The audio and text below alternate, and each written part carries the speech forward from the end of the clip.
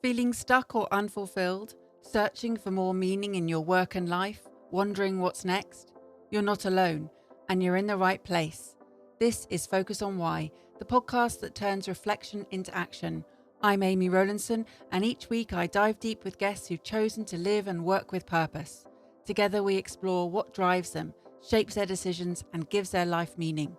Through real stories and honest conversations, you'll discover how to gain clarity, make confident choices, and create a life that truly matters. Have a purpose, have a plan, focus on why. Do you understand the power of a focus on why in business? Are your people truly engaged and finding meaning in their work? I deliver practical, interactive workshops that boost engagement, fulfillment, well-being, and purpose, all key drivers of higher productivity and performance. If you're ready to close your purpose gaps, reach out via the link in the show notes today. Hello and welcome to episode 514 of the Focus on Why podcast. This is a solo episode with me, Amy Rowlinson, and today I'm taking a step back to reflect on the conversations I've had with my last 5 guests on the show.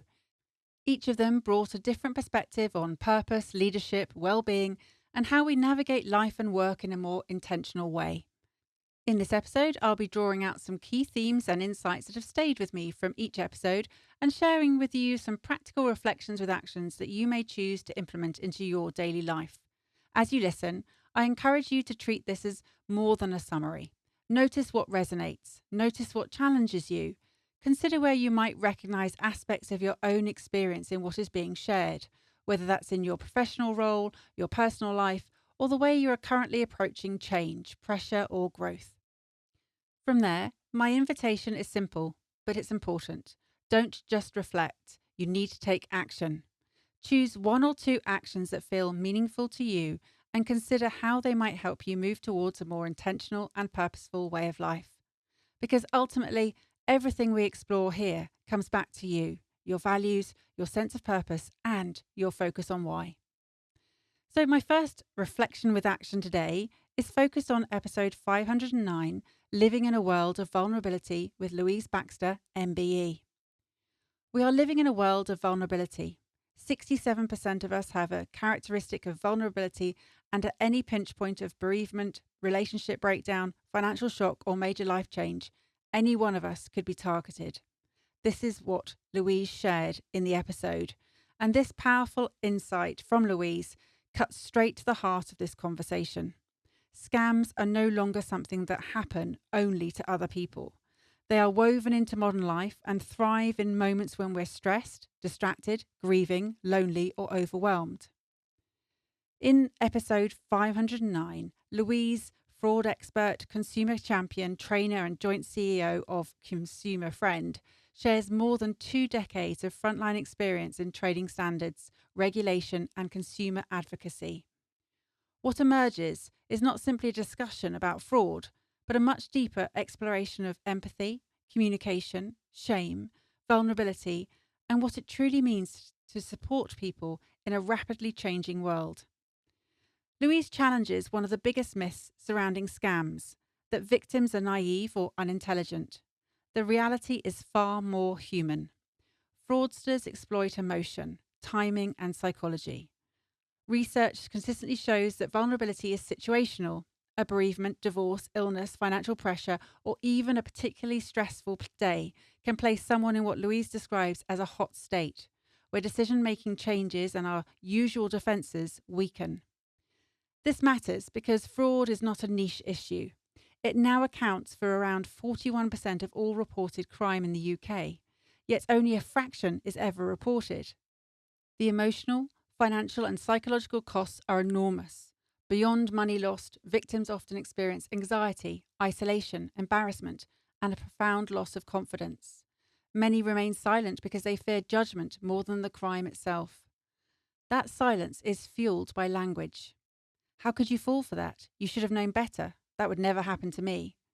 These responses deepen shame and prevent people from seeking help. Louise urges us to rethink the way we speak about fraud and vulnerability. None of us is permanently invulnerable. We move in and out of vulnerable states throughout life. In fact, statistics suggest that adults aged 30 to 35 are among the most likely groups to respond to scams. challenging the stereotype that fraud only targets older people. At the centre of Louise's work is a simple but transformative principle: empathy. Not sympathy that disempowers people, but empathy that listens, adapts, and asks better questions. What do you need? How can I help? That approach shapes everything from consumer protection policy to everyday communication. Louise explains that many people struggle not because they lack intelligence, but because systems, language, and processes are often inaccessible. Literacy challenges, neurodivergence, stress, trauma, and loneliness can all affect how people process information. Yet society tends to prioritize speed and efficiency over understanding. True communication, Louise argues, means meeting people where they are. Sometimes that requires slowing down, simplifying information, offering reassurance, or giving someone more time to process. These are small acts, but they can completely transform a person's experience. What makes this conversation that I had with Louise is her openness about her own lived experience. Following a later life diagnosis of ADHD, she reflected deeply on years of feeling misunderstood and unsupported.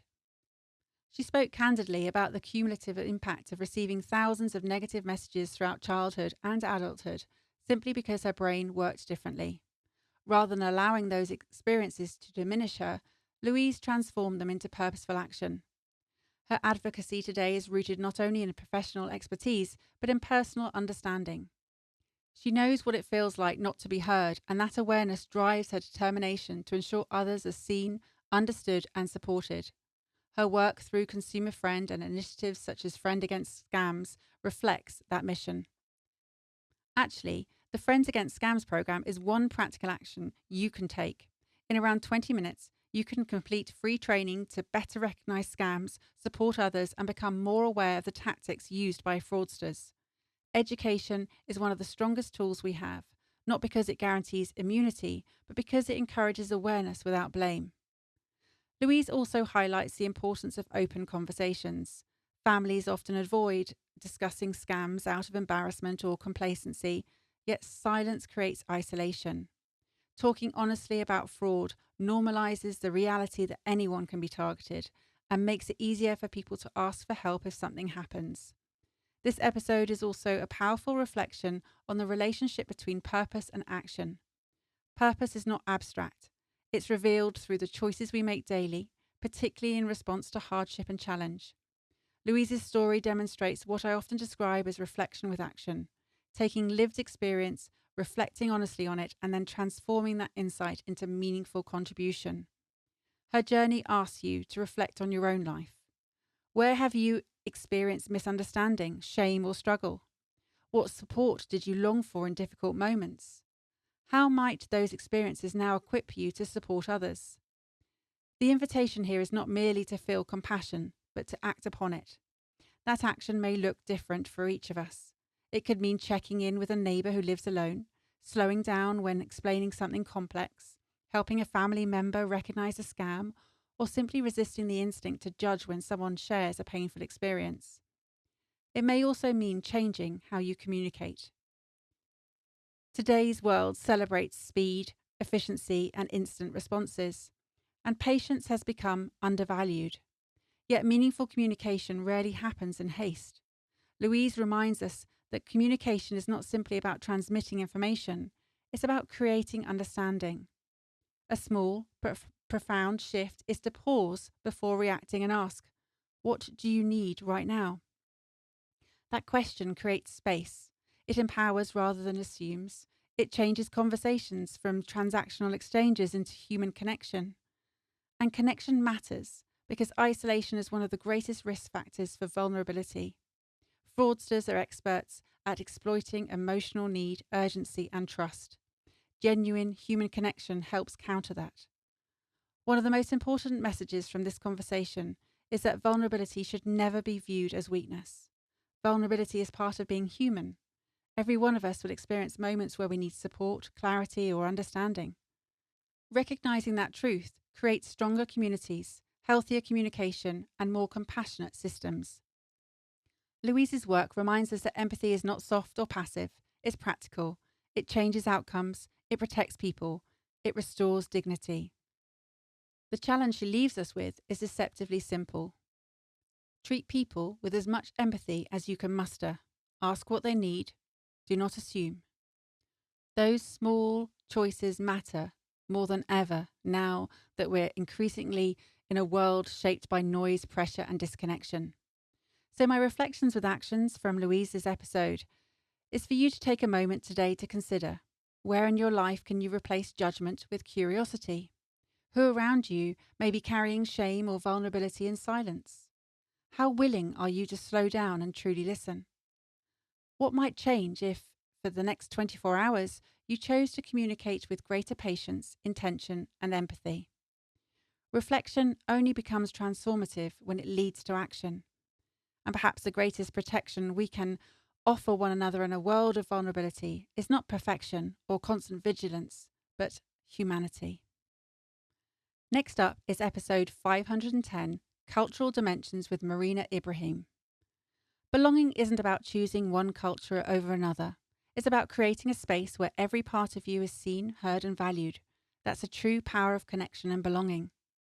This insight from Marina captures the heart of this deeply reflective and practical conversation.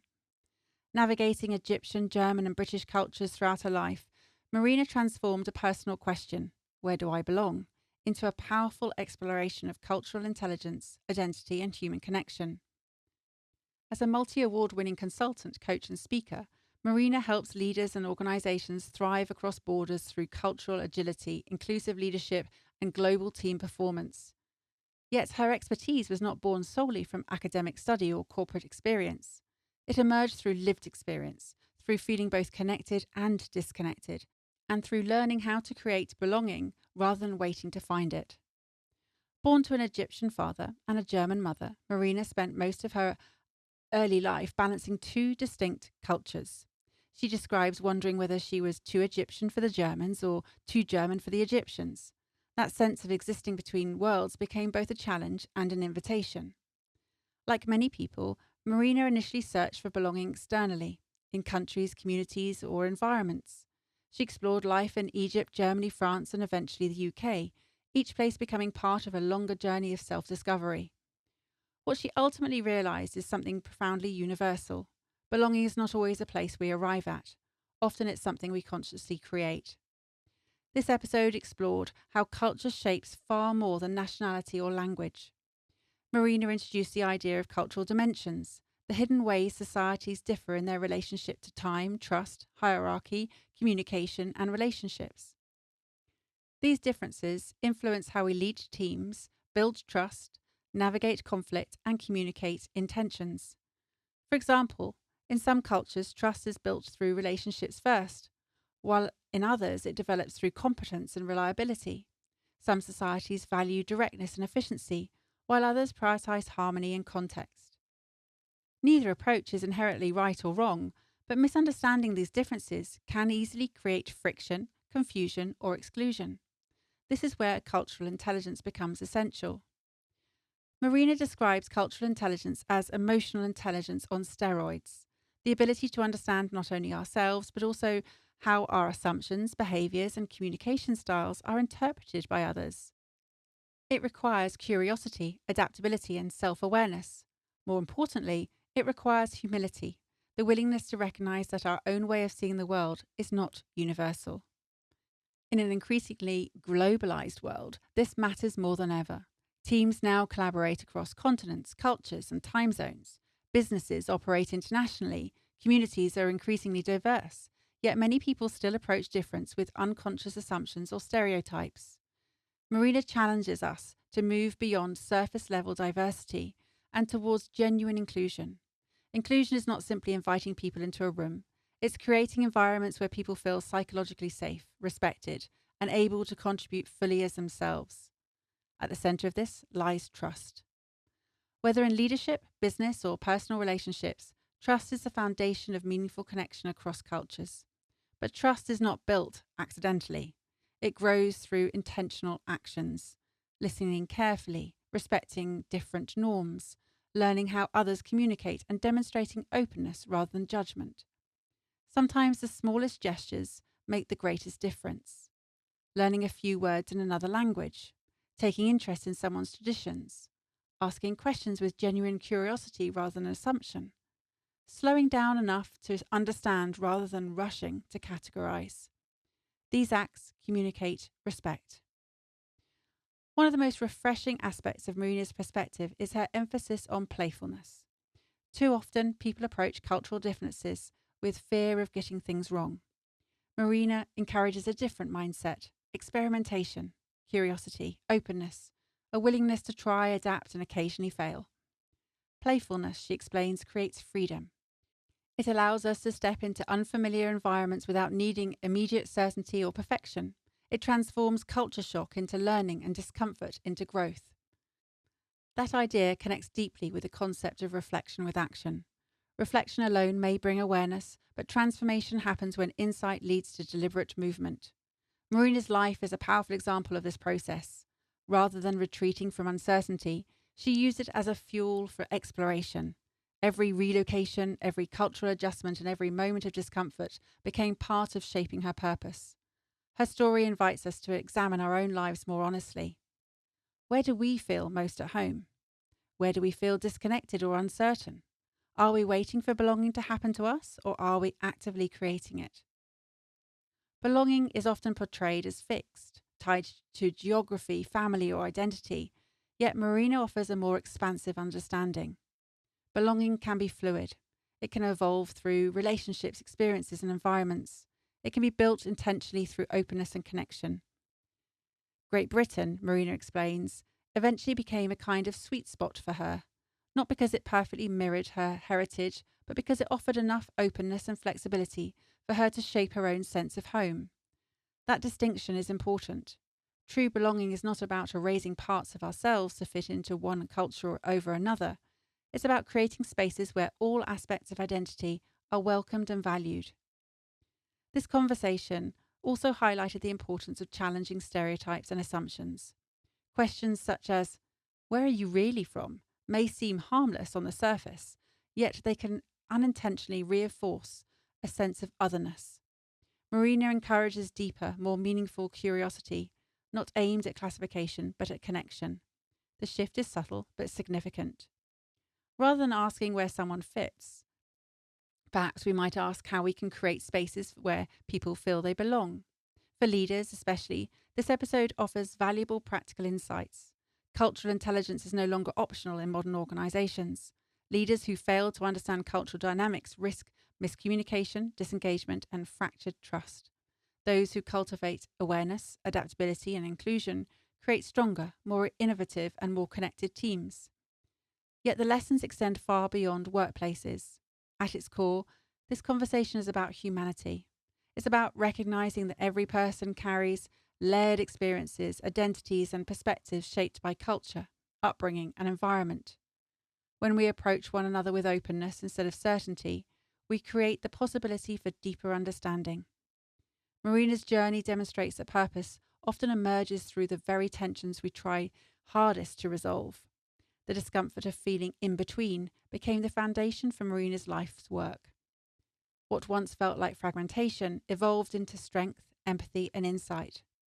And that offers an important reflection for you, for all of us. Sometimes the parts of ourselves we struggle to reconcile become the very source of our contribution to others. My invitation from this episode to you is both personal and practical. Be curious. Be willing to learn. Experiment with new environments and perspectives. Challenge your assumptions.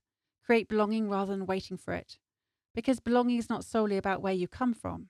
It's about how you connect, how you include, and how you allow yourself and others to be fully seen.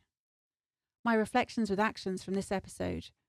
I invite you to take a moment today to reflect on these questions. Where do you currently feel most at home, emotionally, culturally, or personally? What assumptions do you carry about people from different backgrounds? How might greater curiosity transform your relationships or leadership?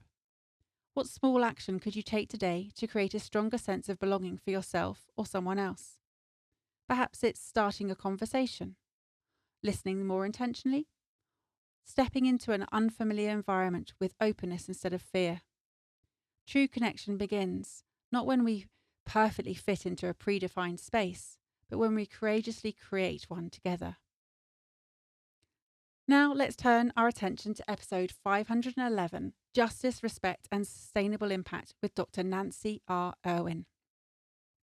What does it really take to build an extraordinary, purpose-driven life? For Nancy, the answer is not fame, perfection, or dramatic ambition. It's something far more grounded: human connection, steady action, and living in alignment with values that endure. After surviving 2 near-fatal brain injuries, venomous snake bites, and tropical diseases, Nancy has every reason to speak about resilience in grand, heroic terms. Yet her philosophy is remarkably simple. Faced with setbacks, uncertainty, or fear, she asks herself one deceptively straightforward question: is it fatal? If the answer is no, then the next step is equally clear: keep going. In this episode of Focus on Why, Nancy shares a perspective shaped not only by survival, but by decades of work across sustainability, eco-health, rainforest livelihoods and policy. Through her consultancy, Amaterra, and her not-for-profit, Neuroterra, she has worked alongside communities to create sustainable livelihoods, improve access to finance, and support greener, fairer economies. Her initiatives have empowered thousands of farmers and families, particularly in Papua New Guinea, where her work bridges environmental stewardship with social justice. Yet, despite the scale of her achievements, Nancy repeatedly returns to the importance of small, intentional acts. Purpose, she believes, is not something reserved for world-changing moments. It's created daily through how we treat people, how we respond to challenges, and how we choose to show up in the world. Most people move through life ticking boxes: careers, mortgages, responsibilities, routines, while quietly wondering, am I really making a difference? Am I living with purpose or simply existing? Nancy's story offers a refreshingly and deeply human response to that question. What stands out is not simply the drama of her experiences, though there is plenty of that. It's her honesty.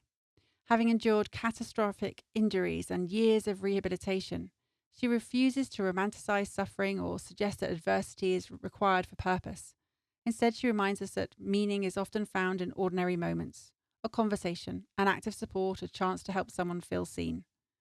One of the most moving examples she shares is witnessing the joy of a woman in a remote community receiving a photo ID for the first time. To many, it might appear administrative or insignificant, yet for that woman, it represented dignity, recognition, and opportunity. Nancy describes a profound fulfillment that came not from accolades or recognition, but from facilitating something meaningful for another person. That, she explains, is where purpose lives. I think purpose often comes at some level of giving a bit of yourself to somebody else, and I think that's where joy is, she said. We find ourselves in a world obsessed with finding a singular passion or a life-defining mission. Nancy offers a gentler perspective. Purpose is not always a lightning bolt revelation. It's not necessarily one career, one role, or one dramatic breakthrough. In fact, Nancy laughs that she has a passion for every mood. For her, purpose is less about chasing this fixed destination, but more about consistently aligning with values such as justice, respect, and sustainable impact. That alignment becomes the compass. Her work in Papua New Guinea embodies this philosophy beautifully. Nancy founded initiatives rooted in collaboration with local communities, supporting rainforest livelihoods that protect biodiversity while creating income opportunities for farmers and families. Rather than imposing solutions, her work focuses on partnership, respect, and long-term sustainability. The very name of one of her organisations reflects this approach: Kamupin, derived from Melanesian pidgin, loosely translated to sitting down together to develop or improve something collectively, a concept without a direct English equivalent. It captures the essence of Nancy's work. Meaningful progress happens through connection, collaboration, and shared purpose. This conversation also challenged the common belief that purpose must be grand or externally validated to matter. Nancy repeatedly emphasizes that small actions create lasting ripples. Calling a friend, listening deeply, supporting a neighbour, mentoring someone, showing compassion, these everyday acts may appear insignificant in isolation, yet together they shape lives and communities. In fact, one of the most profound moments in this episode comes through her simplest advice: phone your friends, go have human contact. It sounds almost trivial, yet we do find ourselves in this world of digital overwhelm and increasing isolation, and it feels quietly radical. Nancy reminds us that joy and meaning are often found not in productivity or achievement, but in simple, genuine human connection. And this idea runs deeply through the concept of reflection with action. Reflection alone may create awareness, but transformation happens when insight is translated into the meaningful behavior. Nancy's life demonstrates this repeatedly. She reflects honestly on what matters, then acts in alignment with those values, whether through policy work, sustainable development, advocacy, or simple acts of kindness. Importantly, she encourages us not to panic if we do not have life fully figured out. There is enormous freedom in recognizing that purpose evolves. There's no final box to tick, no singular defining achievement required. Instead, each day offers another opportunity to move in the right direction. That mindset becomes especially powerful during difficult periods when life feels overwhelming. Nancy's philosophy creates perspective. If the situation is not fatal, then perhaps it is survivable, perhaps it's workable, perhaps the next step is simply to keep moving forward with attention. Her resilience is not rooted in denial or toxic positivity. It's grounded in perspective, practicality, and trust in human connection. And another important theme that's woven throughout this conversation is this relationship between service and joy. Nancy's work is undeniably impactful, but what drives her is not ego or recognition. It's the emotional resonance of helping people in tangible ways, witnessing dignity restored, seeing opportunities created, knowing that someone's life became slightly better because of collective effort. That is what gives her work meaning. And perhaps that's a deeper invitation within this episode to reconsider how we define success and contribution. Modern culture, particularly in the Western world, often celebrates visibility, scale, and achievement. Yet Nancy's story reminds us that a meaningful life is not necessarily measured by titles or status. It may instead be measured by how many people feel respected, supported, or empowered because we existed. This conversation also highlighted the importance of values-led decision-making. Nancy consistently returns to a few core principles: justice, respect, sustainability, and compassion. These values act as anchors through uncertainty and complexity. Rather than obsessing over perfect outcomes, she focuses on whether her actions align with what matters most. That approach is available to all of us. We do not need extraordinary circumstances to live purposefully.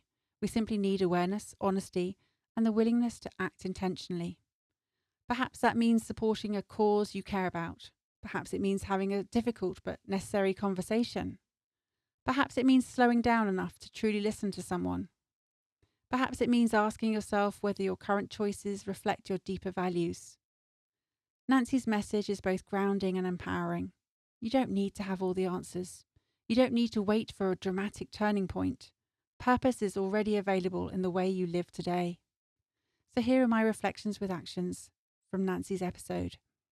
Take a moment to reflect on these questions. What values matter most deeply to you? Are your daily choices aligned with those values?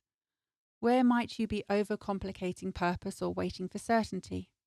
What small, meaningful action could you take today to support another person or contribute positively to the world around you? Perhaps that is reaching out to someone, or offering your time, attention, or compassion, or simply asking yourself honestly, am I moving in the right direction? Because purpose is rarely built through one extraordinary moment.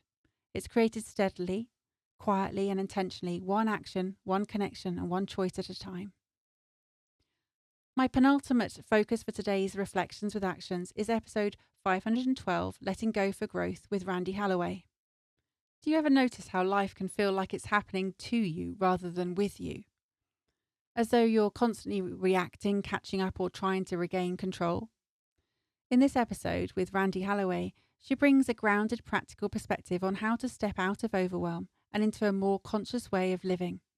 As a self-leadership and personal power expert and creator of the Personal Power Way, Randi works with leaders and entrepreneurs to help them reconnect with inner stability, regulate their nervous system, and lead from a place of clarity rather than chaos.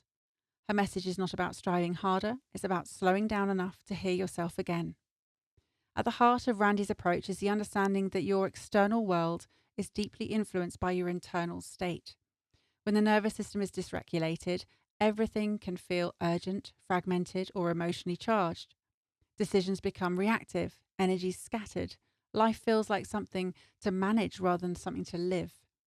But when you create space to regulate your system through breath, awareness, and intentional pause, something shifts. You begin to feel more grounded, more present, more able to choose rather than simply respond. Randi describes this shift in simple embodied terms.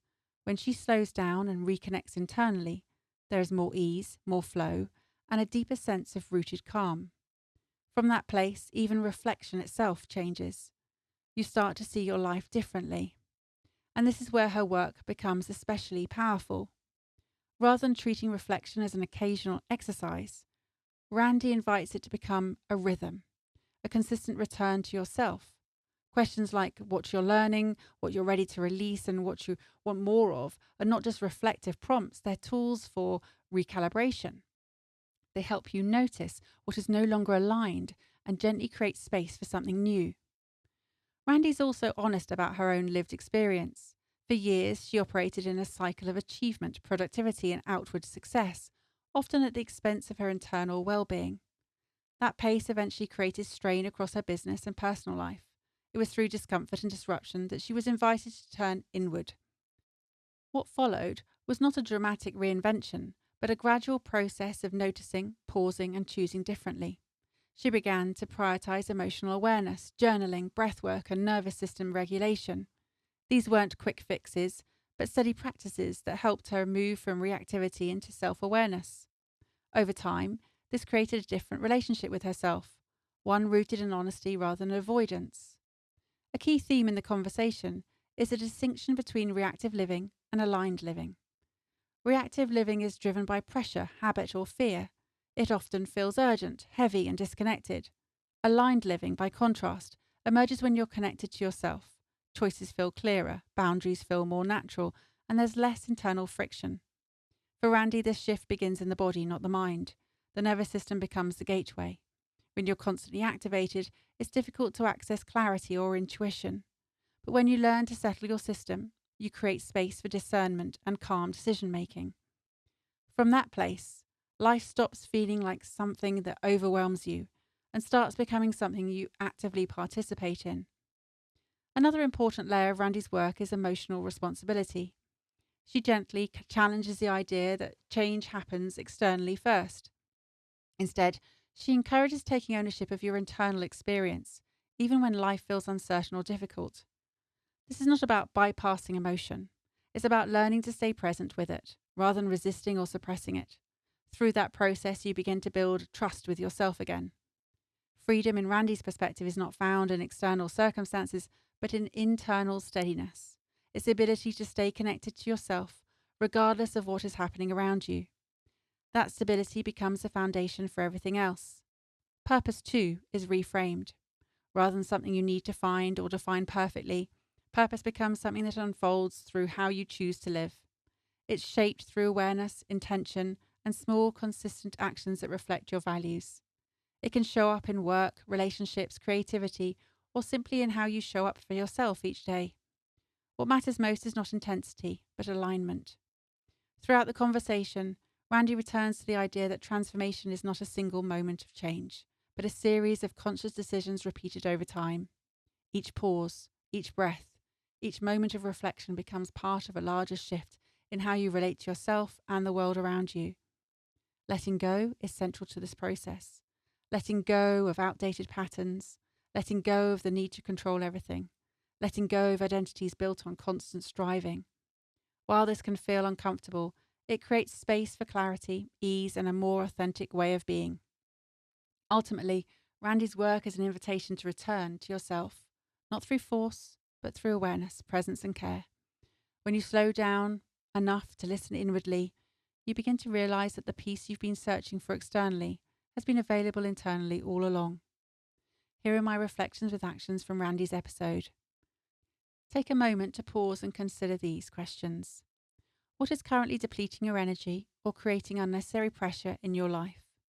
Where are you operating from reaction rather than conscious choice? What would it look like to create more space for stillness or reflection in your week? What is one small adjustment you could make today that supports your sense of calm or clarity? Perhaps it's taking a slower start to your day.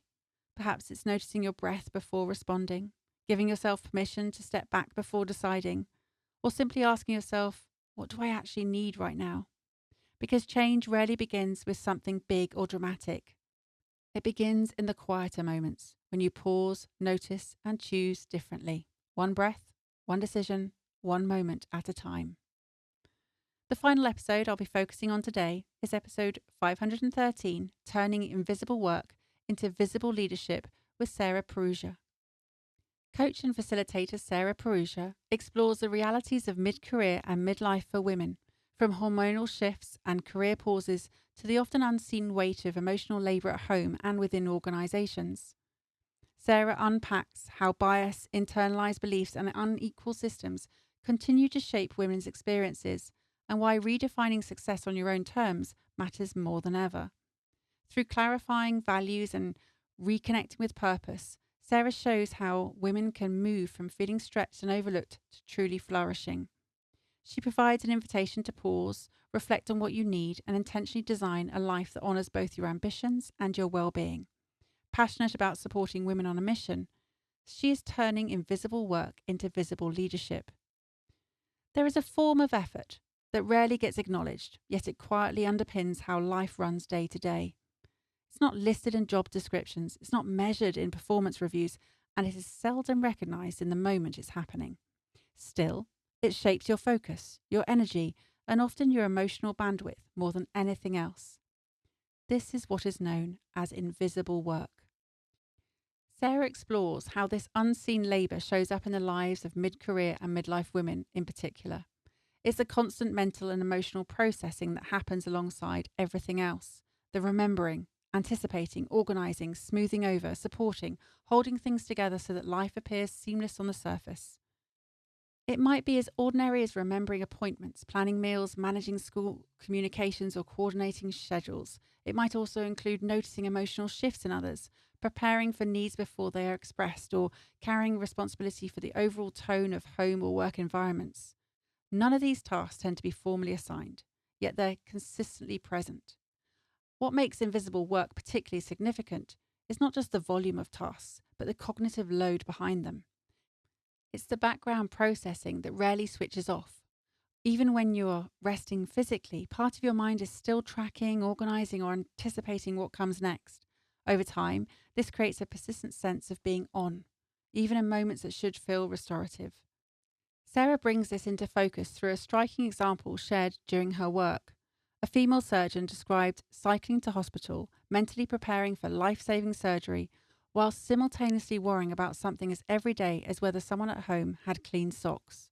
The contrast is almost disarming, yet it resonated deeply with many in the room, not because everyone is performing surgery, but because so many recognise the split attention, the dual responsibility, and the constant awareness of others' needs alongside their own.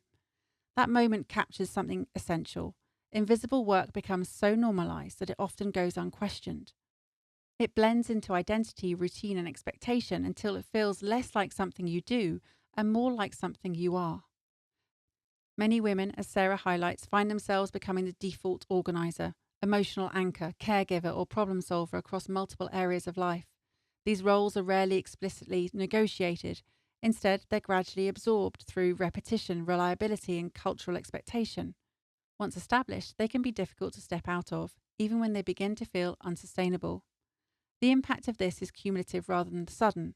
It does not usually arrive as a single breaking point, but as a gradual erosion of energy, focus, and emotional availability. When mental space is consistently occupied by the needs of others, there's less room for creativity, reflection, or personal restoration. Over time, this can manifest as fatigue that rest alone does not resolve, or a sense of quiet frustration that's hard to articulate because, on the surface, everything appears to be functioning. Sarah connects this experience to a broader cultural pattern, how success is defined, measured, and internalised. Many of the expectations placed on women are not consciously chosen, but absorbed through years of social messaging. Be capable but not controlling, ambitious but accommodating, available but not overwhelmed, successful at work but fully present at home, calm under pressure but emotionally responsive to everyone else. These expectations are often contradictory, yet they're held simultaneously, creating an internal standard that is almost impossible to meet fully. The result is not simply pressure, but a subtle sense of inadequacy that persists even in achievement. When success is defined by external expectations that are constantly expanding, the goalposts continuously move. Sarah invites a different way of seeing this. Rather than asking how to manage everything more efficiently, she encourages a shift towards questioning what's actually yours to carry in the first place. This is where awareness becomes transformative. The first step is noticing. What is occupying your mental space before the day properly begins? What responsibilities are you holding without question or negotiation? What emotional labour are you absorbing automatically because it feels easier than not doing so? These questions are not about judgment, but about visibility. You cannot change what you cannot see clearly. Once awareness develops, choices begin to emerge. What once felt fixed starts to feel more flexible. Some responsibilities may remain necessary, but others may reveal themselves as assumed rather than required. This opens space for renegotiation, delegation, or simply letting go of expectations that no longer align with your well-being. Sarah is careful not to frame this as an individual problem requiring individual solutions. Instead, she points to the wider systems and dynamics that shape how invisible work is distributed. Cultural norms, workplace expectations, and long-standing patterns of caregiving all play a role in how this labour is allocated and maintained. Understanding this context is important because it shifts the narrative away from personal inadequacy and towards structural awareness. At the same time, there is still agency within that context. Small shifts in how you respond, communicate, and prioritize can begin to reshape your experience of daily life. This might include naming what you're carrying more openly, asking for support without minimizing your needs, or redefining what enough looks like in practical terms. A key theme throughout Sarah's perspective is the idea that success does not need to be something you constantly strive to prove. Instead, it can be something you actively design. When success is rooted in values rather than expectation, it becomes more sustainable and less performative. It stops being about meeting every demand and starts being about aligning your energy with what genuinely matters. This also introduces an important emotional dimension: permission. Permission to not hold everything. Permission to prioritize your own well-being without justification. Permission to step back from roles that no longer feel aligned. These are not dramatic acts of withdrawal, but quiet acts of recalibration. What becomes clear through Sarah's work is that invisible work is not just about tasks, it's about identity. It shapes how you see yourself and how you believe you're allowed to exist within your life. When that identity is questioned, even gently, it can open space for something more balanced and intentional to emerge. Ultimately, this conversation is not about doing less for the sake of it. It's about recognizing where your energy is going and whether that distribution reflects your values or simply your conditioning. It's about moving from unconscious carrying to conscious choosing. When invisible work becomes visible, it can finally be examined. And when it can be examined, it can be reshaped. And that is where change begins. Here are my reflections with actions from Sarah's episode. Take a moment to reflect on these questions. What roles or responsibilities in your life feel automatic rather than chosen? Where are you quietly carrying emotional or mental load that others may not see or recognize? How is your current definition of success shaping the way you spend your energy each day? What would feel different if you allowed your well-being to carry equal weight to your responsibilities? Perhaps there's something you could stop doing that no longer feels necessary. Perhaps there's a conversation you could open about sharing responsibility more openly. Perhaps there's a boundary you could gently begin to introduce.